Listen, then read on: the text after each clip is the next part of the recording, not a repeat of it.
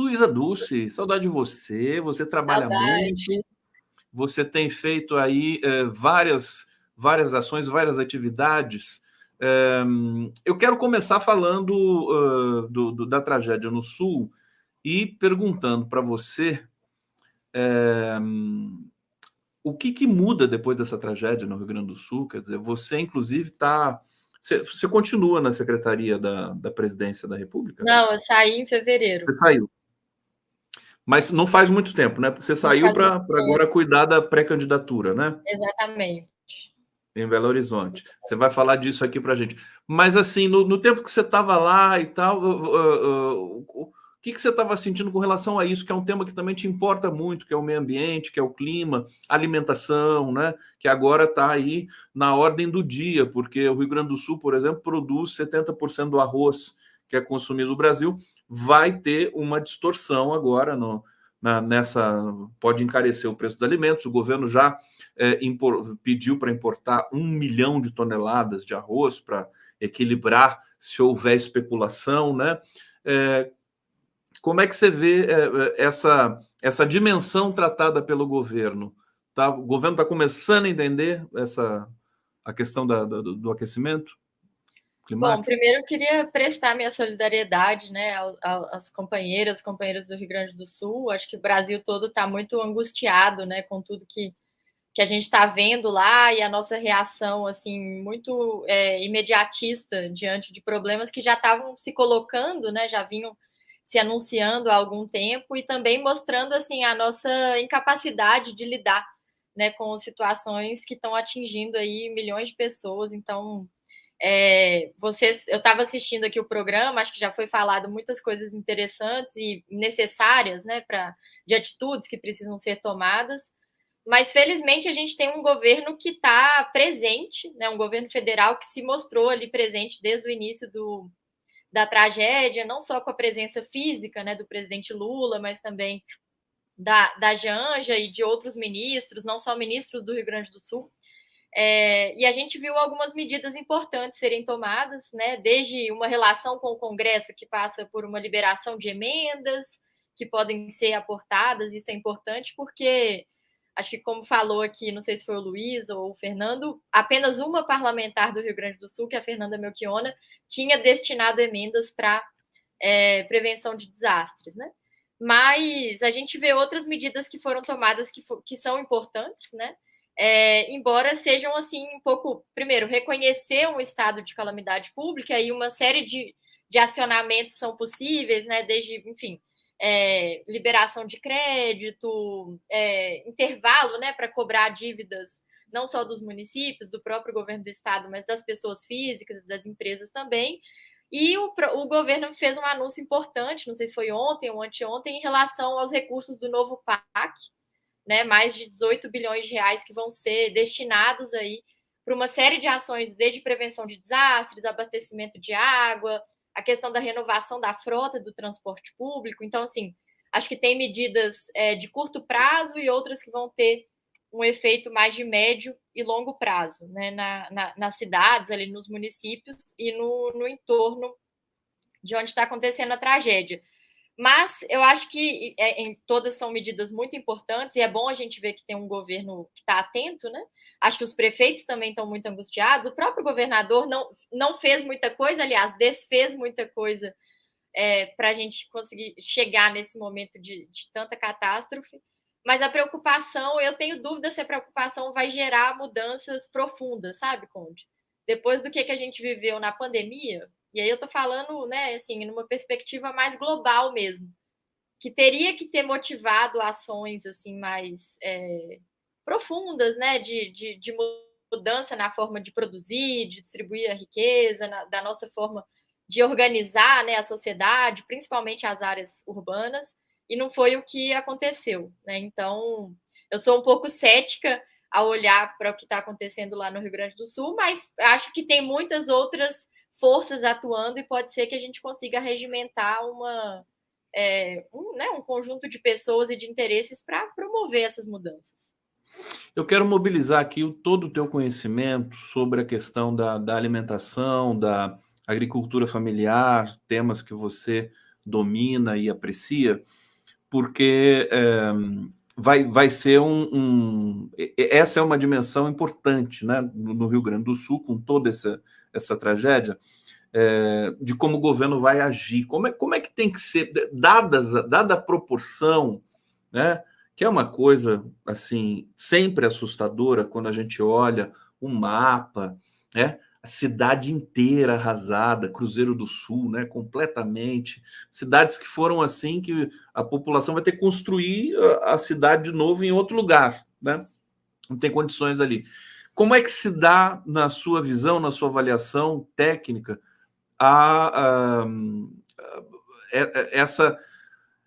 essa questão da agricultura familiar, do alimento para as pessoas? As pessoas também não estão conseguindo alimentar. Tem uma questão urgente e tem uma questão que depois vai ter de ser o custeio, o manejo dessas famílias, quer dizer, sobrevivência dessas famílias.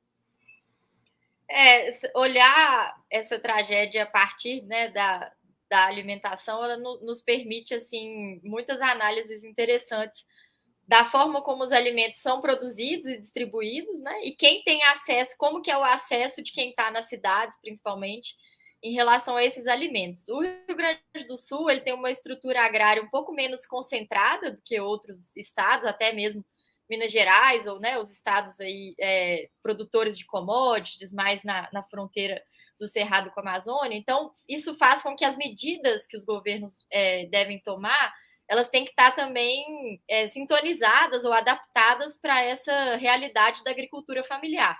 Nós estamos falando de produtores que não têm um capital, né, para se segurar semanas e mesmo meses sem um suporte ali do poder público. E o fortalecimento das cooperativas, né, uma realidade de muitas cooperativas também torna essa relação com o poder público diferente. O próprio arroz que a gente fala do arroz do MST, ele é produzido a partir, né, de uma ou várias cooperativas que são formadas há muito tempo, que envolvem muitos, né, produtores ali, né, naquela região. Então, a primeira coisa, se a gente está olhando como que a gente pode apoiar esses agricultores, a gente tem que pensar no que o governo já tem de arroz, por exemplo, comprado. Então, foi muito importante o movimento que a Conab fez ao longo do ano de 2023 para voltar a armazenar, né, arroz, feijão e outros produtos que são da base alimentar nossa, para que hoje a gente tenha oferta de arroz e o preço do arroz não suba muito, não só no Rio Grande do Sul, mas em todo o país. A gente tinha um estoque, né, de arroz produzido que foi armazenado aí nos estoques da Conab, que hoje está à disposição do país para impedir essa inflação do alimento.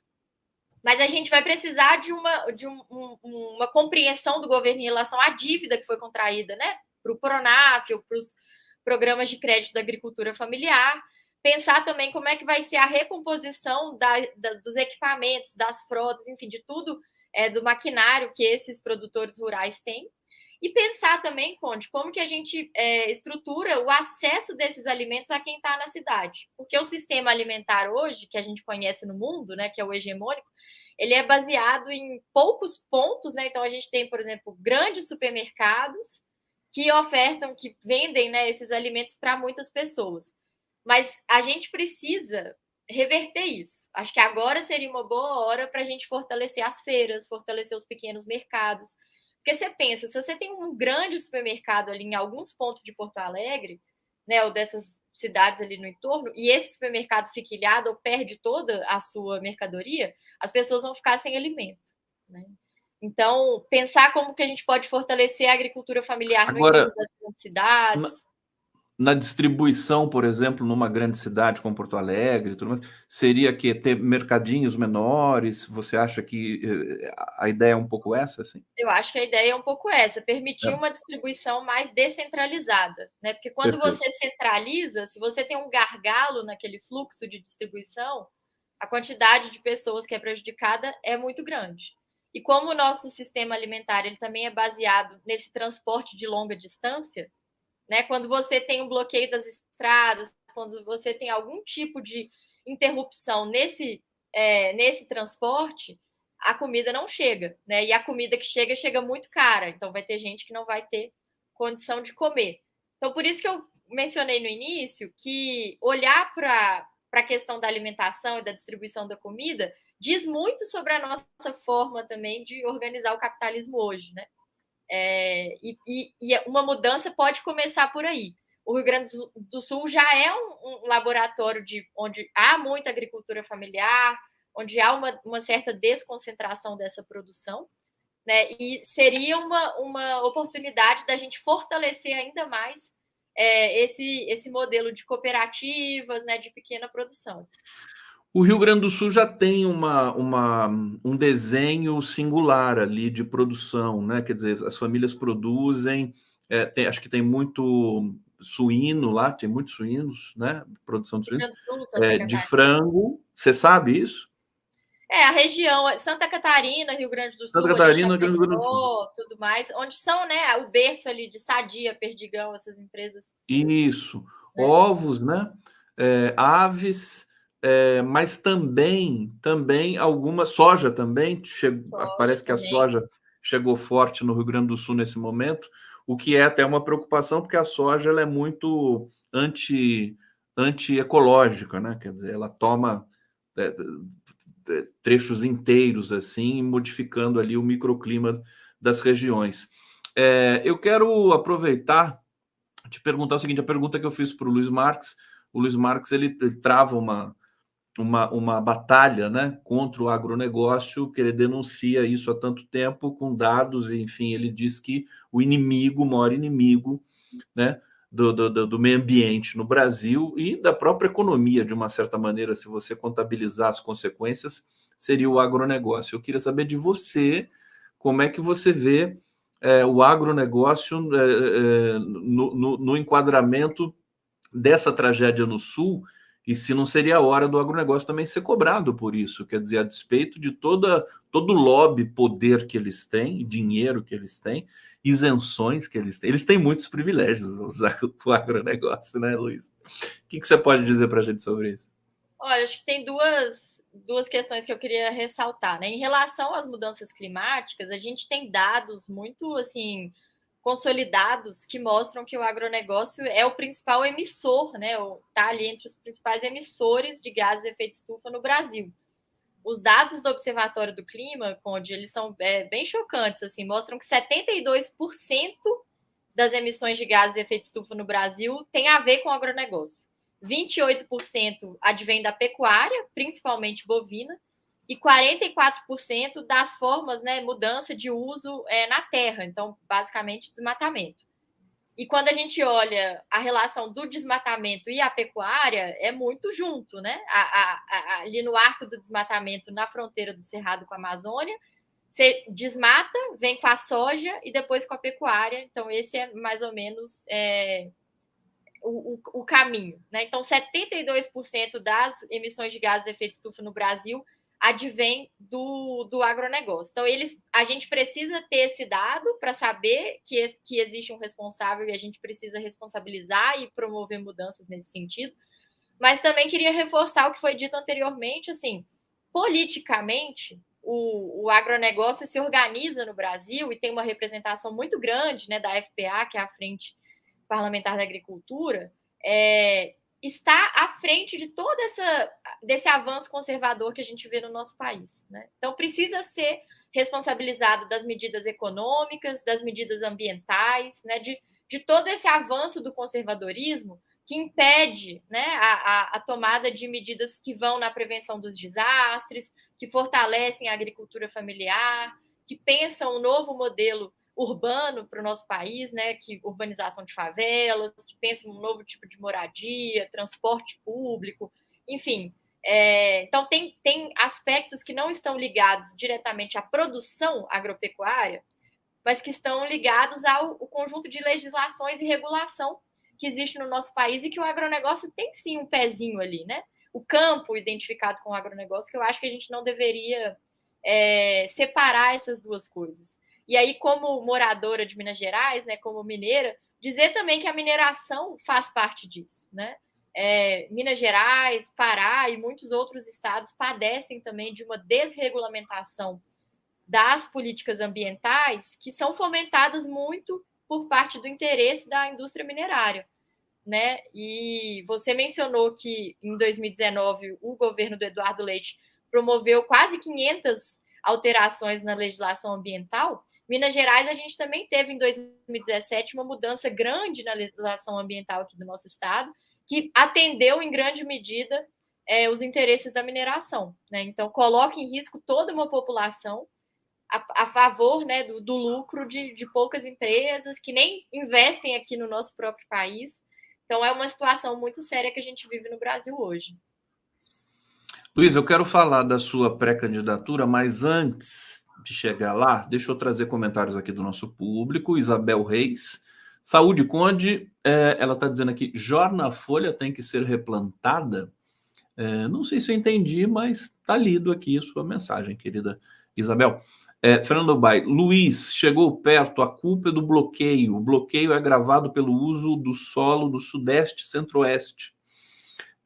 E o Fernando, mais uma vez, 1,5, por favor, cuida dessa saúde, está precária. Você sabe, Luísa, que eu tô me recuperando de uma crise um pouco forte de labirintite e estou em recuperação. E, inclusive, hoje está até o Jorge Folena está aqui no bastidor para que se eu tivesse algum problema durante o programa, ele assumisse aqui. O seu cachorrinho, foi isso? O cachorro? Que bonitinho. Amargou. Amargou. Ela se manifestou aí. Ela se manifestou. Que bonitinha. Ô, Luísa, antes de entrar na pré-candidatura, uma última questão sobre o Rio Grande do Sul, impacto econômico. Você é economista e com sensibilidades múltiplas aí para a questão econômica. Como é que você, assim, uma primeira abordagem que você possa fazer para a gente, o desafio de reorganizar a economia, os impactos que o Brasil vai ter, por exemplo, na alimentação, inflação, né? Tem tudo isso também que o Brasil vai ter de lidar agora com essa tragédia no Sul, né? Sim, essa questão do impacto econômico também queria destacar assim, dois aspectos. Primeiro é esse impacto mesmo que a gente sente na inflação, na perda de valor, né, das moradias, enfim, a destruição que vai também implicar uma série de investimentos públicos, né, que vão ter que ser feitos ali na região. Eu vi um dado que há uma estimativa de que cerca de 19 bilhões de reais, né, que vai custar essa destruição que foi causada lá.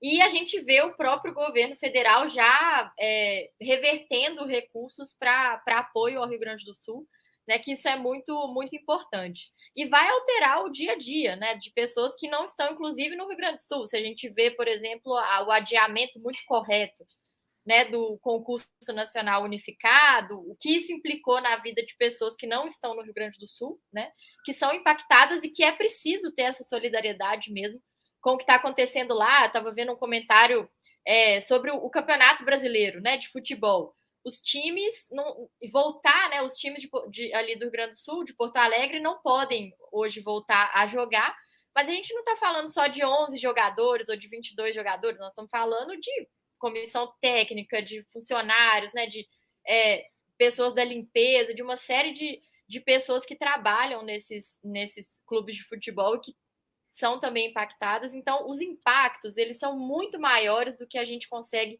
levantar no primeiro momento, né? E isso, até para a economia, Conde, eu acho que tem uma dificuldade. Nós investimos muito pouco para pensar a questão ambiental. Então, a gente fala que tem as externalidades negativas, né, de um problema ambiental, ou seja, é aquele efeito que o problema ambiental gera sem estar necessariamente diretamente conectado com ele. E muitas vezes a gente não consegue valorar, né? A gente não consegue mensurar o valor monetário disso. Então, quando o Luiz Marques falou, uma casa ali que perde um valor econômico, mas ela continua tendo um valor, primeiro de moradia, né? De ser um lugar ali onde as pessoas moram, que tem um valor também sentimental, que tem um valor comunitário. E eu acho que esse episódio também poderia nos movimentar no sentido de tentar, sabe, pensar sobre o valor que a gente consegue dar para o meio ambiente. E tem coisa que não tem valor, não é mercadoria mesmo, mas como é que a gente calcula isso, sabe, em termos de políticas que vão ter que ser empenhadas ali, né? Essa população que perde a sua memória, né, que perde o seu território, que parte do bairro vai mudar para outro, e aí você perde um senso de comunidade. acho que a economia ainda é muito assim despreparada, sabe? E muito, ela não olha para esse conjunto de valores que a sociedade constrói, né? E a gente não mensura isso monetariamente. Então, o custo, eu acho que vai ser muito maior, sabe? E a gente vai precisar empenhar muito mais esforços coletivos para poder voltar minimamente à situação que existia antes, né? De algum bem-estar e também olhar para quem não tinha, né? Porque essa situação da tragédia do Rio Grande do Sul, assim como foi a questão da pandemia, mostra muito, assim, evidentemente, o que é o racismo ambiental, né? Os efeitos não são lineares para todas as pessoas, eles são desiguais. E quem tem uma moradia pior, quem tem um transporte público pior, quem tem menos acesso à alimentação, é mais impactado, né? Então, eu acho que isso tudo precisa ser levado em conta, né? Quem são as pessoas que têm condição de sair para uma casa na praia, que podem pegar seu próprio carro para se movimentar, né? Perfeito, perfeito. Não, ontem, numa cerimônia, o presidente Lula até disse o seguinte: isso aqui, o que aconteceu no Rio Grande do Sul é um aviso, né? Eu vinha falando também isso pelo seguinte: quer dizer, se você tem uma mudança na temperatura do Oceano Atlântico que causa, né, que pode causar, vir a causar esses eventos extremos no Brasil, o Brasil tá num lugar assim que está muito vulnerável, a meu ver, com relação ao aquecimento, porque você tem El Ninho, Laninha, Amazônia, você tem todo esse regime de chuvas no Brasil que sempre foi assim o regime virtuoso na geração de energia, né? Quando falta no norte, chove no sul, tal, etc. E a gente faz a manutenção da nossa energia limpa, mas agora saiu do controle. E isso pode acontecer em qualquer lugar do Brasil. Esse que é o ponto, né? Não há nada que impeça, ainda que não tenha ali a singularidade dessa retenção do alagamento no Rio Grande do Sul, em Porto Alegre, mas São Paulo, Rio de Janeiro, como já aconteceu, né? Sul da Bahia, Minas Gerais, né? Alagamentos dessa monta, né, Luísa? A gente precisa estar preparado para tudo isso, né? E quando acontecer o próximo, por exemplo, pode acontecer alguma outra coisa, inclusive no próprio Rio Grande do Sul, nesse momento.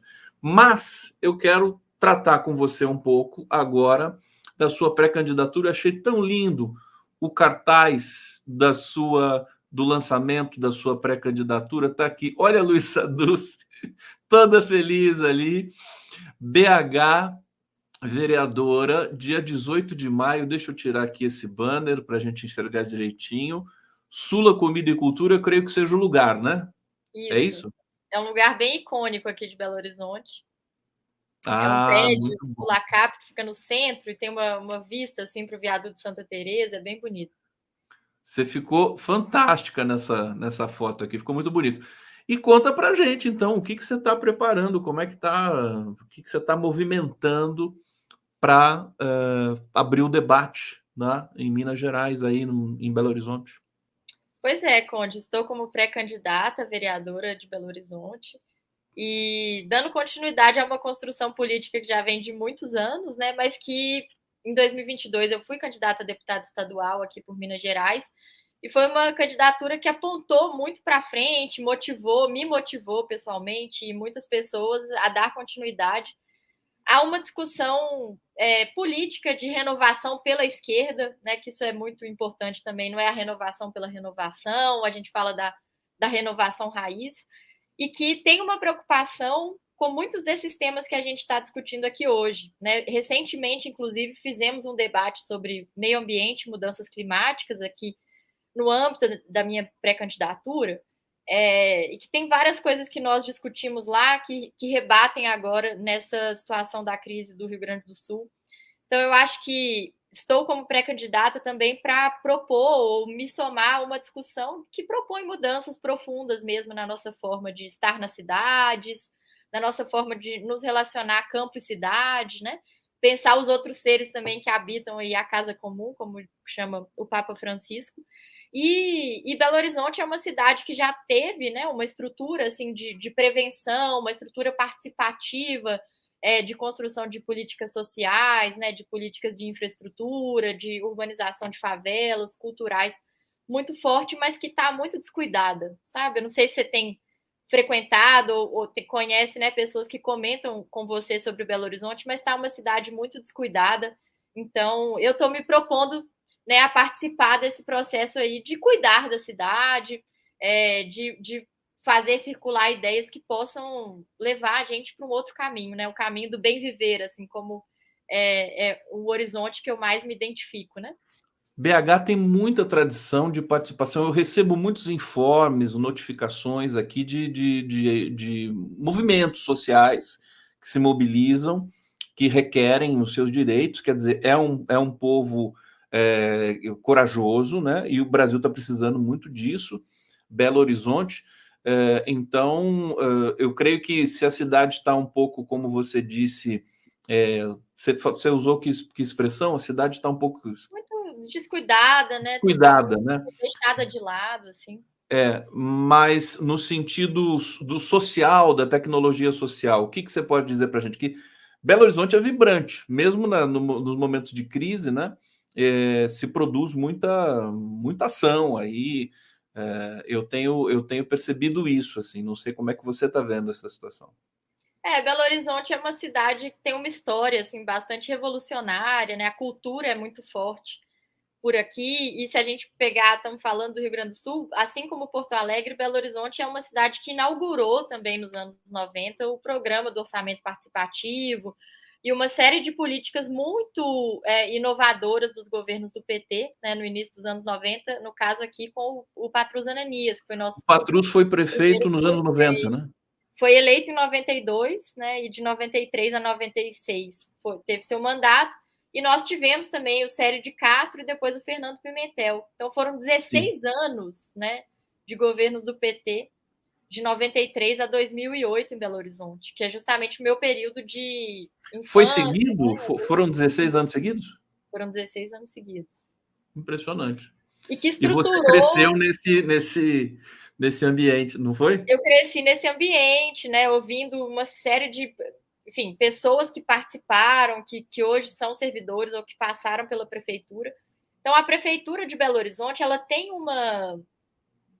assim uma estrutura de equipamentos públicos e servidores muito preparados, sabe? Isso é um legado que nós deixamos e que é muito valorizado em termos das políticas sociais, também enfim, de todas as áreas, saúde, educação e tudo mais. Mas, assim, as prioridades, elas vêm com os prefeitos, né? E aí eu acho que já tem alguns anos que Belo Horizonte também está uma cidade muito sem projeto, sabe? Meio que a prefeitura é ali um espaço de disputa, a Câmara dos Vereadores muito, assim, desprestigiada e também com uma qualidade muito baixa. Então, todas as inovações que a gente vive em BH têm vindo da sociedade civil, e isso é muito valorizado, né, dos movimentos sociais, principalmente os movimentos de cultura. Queria dar esse destaque aqui. E é onde eu acho que a gente tem a contribuir, né, de conversar com a prefeitura e tentar reconquistar a prefeitura de BH para o povo, né, e para nós que estamos aqui tentando construir uma cidade mais igualitária, preocupada com a questão ambiental, parar com a sana da mineração, né? Que está logo aqui nas montanhas. Minas tem um caminho longo pela frente. Quando eu penso no governador Zema, eu fico muito preocupado, mas ao mesmo tempo, né, depois da, como é que se diz? Da calmaria. Se depois da calmaria vem a tempestade, depois da tempestade vem a calmaria também. Não sei se dá para usar essa expressão para falar do Zema, mas o Zema também acaba o governo dele, ele sai, né? Ele vai tentar fazer o sucessor, mas Minas precisa de um governo democrático, né? Todo o conjunto aí, o povo mineiro também. Aliás, escutar o sotaque mineiro da Luísa Dulce aqui é uma maravilha. Não perca o sotaque. Eu não sei se De dá para jeito perder nenhum. isso, mas acho que não, né? Não tem mais jeito agora, né? É muito bom. A Luísa agora que assim, antes era ela conhecida como a sobrinha do Luiz Dulce, e agora o seu tio que é conhecido como o tio da Luísa Dulce, né? Ah, Luiz Dulce, tá, o tio da Luísa. Ah, Ai, tá ai, tudo não, bem mas com o seu tio? tá tudo bem. Ele está aqui em Belo Horizonte construindo a campanha do nosso pré-candidato a prefeito, que é o Rogério Correia, aqui do PT, Rogério né? Correia. Então, estamos bem mobilizados aqui, porque com medo, né, do que pode acontecer. Com o Zema no governo do Estado, não podemos eleger em Belo Horizonte um candidato da extrema-direita, né? Cidade do Nicolas e tantos outros. Precisamos fortalecer o nosso campo democrático aqui. Para terminar, deixa eu trazer aqui os últimos comentários. A Mariana Gala está dizendo aqui: nenhum pé de soja a mais, nenhuma boiada a mais. Hussein Brasil, Luísa vereador e Rogério prefeito. Eita, trembão. E ele diz: Belo Horizonte corre riscos por causa da mineração. Fale sobre. Agora não dá mais tempo, meu querido Hussein. A gente segue nesse debate depois. Depois eu vou chamar a Luísa de novo para voltar aqui. Luísa, parabéns pelo seu trabalho. Estou vendo pelo seu semblante. Está super feliz aí para tocar esse projeto. Eu sei como é que é a tua determinação para construir esse Brasil novo. Entrevistei a Luna Zaratini recentemente aqui, que é tua amiga, que agora é vereadora em São Paulo. Eu vejo muita relação entre vocês, porque acho que é uma geração, a geração é parecida, né? E a empolgação com a política também é muito bonita.